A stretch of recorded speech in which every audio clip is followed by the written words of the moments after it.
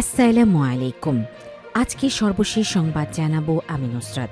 প্রথমেই জানিয়ে দেব সংবাদ শিরোনাম। দুর্নীতির পাতা বা ডাল নয়, ঘাট ধরে টান দেব বললেন জামাতে আমির। ক্ষমতায় গেলে লবণের ন্যায্য মূল্য নিশ্চিত করবে বিএনপি বললেন সালাউদ্দিন আহমেদ।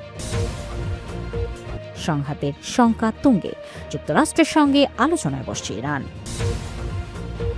সর্বশেষ জানাবো এখনই ইরান ছাড়ুন, মার্কিন নাগরিকদের বার্তা যুক্তরাষ্ট্রের। শিরোনাম শুনলেন, এবারে বিস্তারিত। দুর্নীতির পাতা বা ডাল নয়, ঘাট ধরে টান দেব বললেন জামাতে আমির। আগামীতে দেশ পরিচালনার সুযোগ পেলে দুর্নীতির বিরুদ্ধে কঠোর ব্যবস্থা নেয়ার ঘোষণা দিয়েছেন বাংলাদেশ জামাতে ইসলামের আমির ডক্টর শফিকুর রহমান। তিনি বলেন, দুর্নীতির পাতা বা ডাল নয়, ঘাট ধরে টান দেওয়া হবে। শুক্রবার 6 ফেব্রুয়ারি সকাল 10:20 বরিশালের মেহেন্দিগঞ্জে জামাতে ইসলামের নির্বাচনী জনসভায় প্রধান অতিথির বক্তব্যে এসব কথা বলেন ডক্টর শফিকুর রহমান। দুর্নীতির বিরুদ্ধে অবস্থান তুলে ধরে তিনি বলেন, বড় দুর্নীতিবাজরা আইনের বাইরে থাকবে আর ছোট অপরাধীরা শাস্তি পাবে, এটি অন্যায়।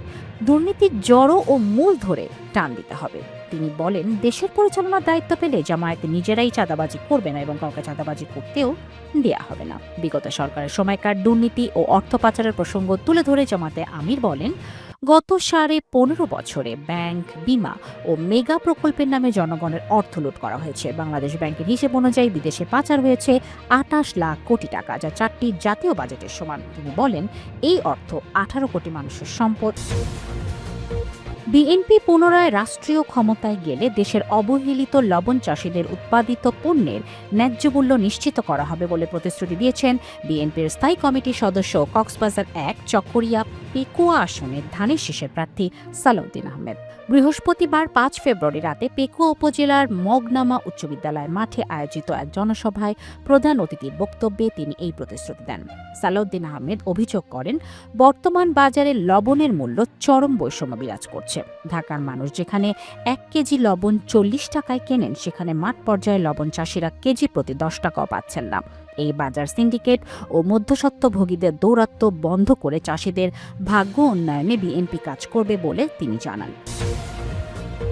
সংঘাতের শঙ্কা তুঙ্গে, যুক্তরাষ্ট্রের সঙ্গে আলোচনায় বসছে ইরান।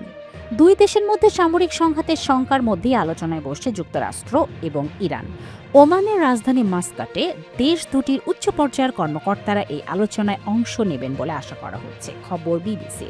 গত মাসে দেশব্যাপী সরকার বিরোধী বিক্ষোভ দমনে ইরান সরকারের সহিংস পদক্ষেপের ঘটনায় মার্কিন প্রতিক্রিয়ার পরই এই আলোচনা শুরু হয়েছে। মানবাধিকার গোষ্ঠীগুলো বলছে যে এই বিক্ষোভে হাজার হাজার মানুষ নিহত হয়েছেন। যদিও বৈঠকের স্থান এবং এর পরিধি নিয়ে অনিশ্চয়তা তৈরি হওয়ায় আলোচনার পণ্ড হওয়ার পরিস্থিতিও তৈরি হয়েছিল। উত্তেজনা কমাতে আঞ্চলিক মধ্যস্থতাকারীদের কূটনৈতিক প্রচেষ্টার অংশ হিসাবেই দেখা হচ্ছে এই আলোচনাকে। উভয় দেশ এখনও বিপরীতমুখী অবস্থানে থাকলেও আশা করা হচ্ছে যে যদি আলোচনা সফল হয় তাহলে আলোচনার জন্য একটি কাঠামো তৈরি করা হতে পারে। এখনই ইরান ছাড়ুন, মার্কিন নাগরিকদের বার্তা যুক্তরাষ্ট্রের। ইরানে থাকা সব মার্কিন নাগরিককে দ্রুত দেশটি ছাড়ার আহ্বান জানিয়েছে যুক্তরাষ্ট্রের পররাষ্ট্র দপ্তর। বৃহস্পতিবার 5 ফেব্রুয়ারি মার্কিন পররাষ্ট্র দপ্তর এই সতর্কবার্তা জারি করেছে, খবর ইরান ইন্টারন্যাশনালের। এই ছাড়া প্রতিবেদনে বলা হয়েছে, মার্কিন নাগরিকরা অবিলম্বে ইরান ছাড়তে না পারলে তারা যেন দ্রুত একটি নিরাপদ স্থানে আশ্রয় নেয়। এটি তাদের বাসাবাড়ি বা অন্য কোনো নিরাপদ ভবনেও হতে পারে। এদিকে শুক্রবার 6 ফেব্রুয়ারি ওমানের রাজধানী মাস্কটে যুক্তরাষ্ট্র ও ইরানের মধ্যে বৈঠক অনুষ্ঠিত হতে যাচ্ছে। গত বুধবার দুই দেশের কর্মকর্তারা এই তথ্য জানিয়েছেন। তবে বৈঠক শুরুর আগে ইরানে থাকা সব মার্কিন নাগরিককে সতর্কবার্তা দিল যুক্তরাষ্ট্র।